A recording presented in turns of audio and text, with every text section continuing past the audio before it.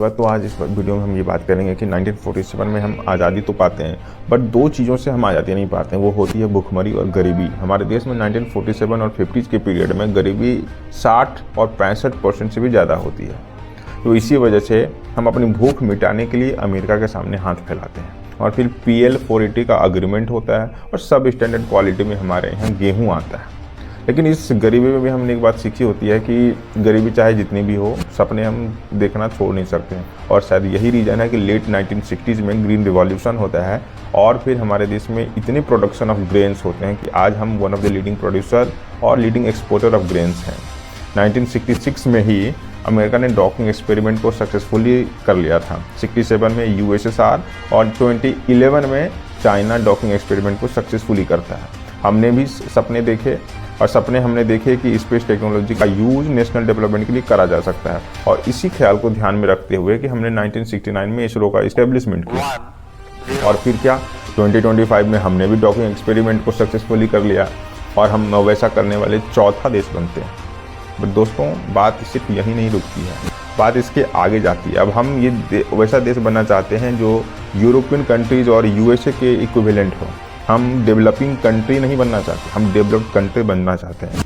हम 2047 विकसित भारत का लक्ष्य प्राप्त कर सकते हैं। डेवलप कंट्री बनने के लिए सबसे ज़्यादा रिक्वायरमेंट है कि हमारे देश की इकॉनमी अच्छी होनी चाहिए, फिर पर कैपिटा इनकम अच्छी होनी चाहिए, लोगों को जो बेसिक नेसेसिटीज़ है लाइक हेल्थ और एजुकेशन वो अच्छी होनी चाहिए, अनएम्प्लॉयमेंट कम होनी चाहिए, उसके लिए इंडस्ट्रियलाइजेशन की बहुत ज़रूरत है।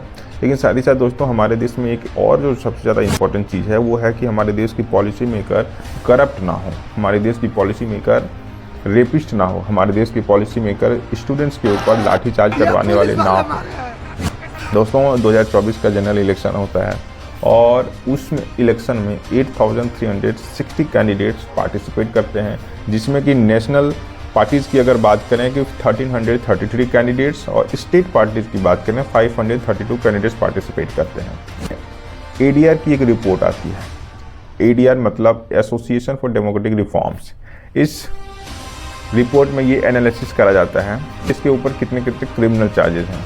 तो आपको जानकर दोस्तों ये हैरानी होगी कि हमारे देश के जो MP बनने वाले होते हैं उनमें से 1643 कैंडिडेट वैसे होते हैं जिनके ऊपर क्रिमिनल चार्जेस होते हैं और 1191 वैसे कैंडिडेट होते हैं जिनके ऊपर सीरियस चार्जेस होते हैं। सीरियस चार्जेस का मतलब murder, kidnapping, rape, attempt to murder और क्राइम्स अगेंस्ट वीमेन है। अब इलेक्शन कंप्लीट होता है, उसके बाद 543 मेंबर्स पार्लियामेंट के अंदर जाते हैं, यानी कि 543 में से 251 वैसे कैंडिडेट हैं जिनके ऊपर क्रिमिनल चार्जेस हैं, जो कि 27 वैसे कैंडिडेट हैं MP हैं जिन कन्विक्टेड हैं। पॉलिटिकल पार्टी वाइज बात करें तो BJP के 240 मेंबर हैं, तो 240 में से 94 कैंडिडेट वैसे हैं जिनके ऊपर क्रिमिनल चार्जेस हैं। और अगर हम सीरियस चार्जेस की बात करें तो BJP के 63 कैंडिडेट्स हैं, कांग्रेस को 99 सीट्स मिलती है और कांग्रेस के 99 में से 49% के ऊपर क्रिमिनल चार्जेस हैं और 32 कैंडिडेट के ऊपर सीरियस चार्जेस हैं। क्रिमिनल बैकग्राउंड होने के बड़े सारे रीज़न हैं दोस्त। उसकी पहला तो रीज़न ये है कि पॉलिटिशियन और क्रिमिनल्स के बीच एक नेक्सस बना हुआ होता है और दूसरी बात कहीं ना कहीं हमारे देश के इन्फोर्समेंट एजेंसी हो चाहे जुडिशियल सिस्टम, दोनों पॉलिसी मेकर या पॉलिटिशियन के सामने वीक नज़र आती है। NCRB की एक डेटा आती है जिसमें ये पता चलता है कि हमारे देश की कन्विक्शन रेट 54.2% होती है 2022 के अंदर और 2019 के अंदर ही NCRB की ही डेटा आती है जिसमें ये पता चलता है कि MP और MLA का कन्विक्शन रेट सिर्फ और सिर्फ 6% है। और सबसे हैरान करने वाली बात दोस्त ये है कि अगर आप क्रिमिनल बैकग्राउंड के हों तो आपकी विनिंग प्रोबेबिलिटी ज़्यादा होती है। एक क्रिमिनल बैकग्राउंड का जो MP है या फिर कैंडिडेट है वो 15.3% चांस रखता है कि वो चुनाव जीते और अगर आप क्लीन बैकग्राउंड के हों तो आपके चांसेस सिर्फ और सिर्फ 4.4% है।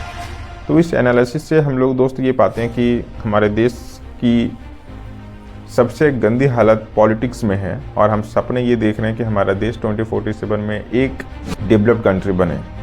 तो हमारी भी रिस्पॉन्सिबिलिटी बनती है कि जब भी हम इलेक्शन में पार्टिसिपेट करें तो हम वैसे कैंडिडेट को वोट करें जो सही मायनों में काम करता हो, वो ना जिनको हम पैसे देकर वोट दे दें। तो आई होप आप अगले चुनाव में इस तरह की बातों का ख्याल रखें। Thank you.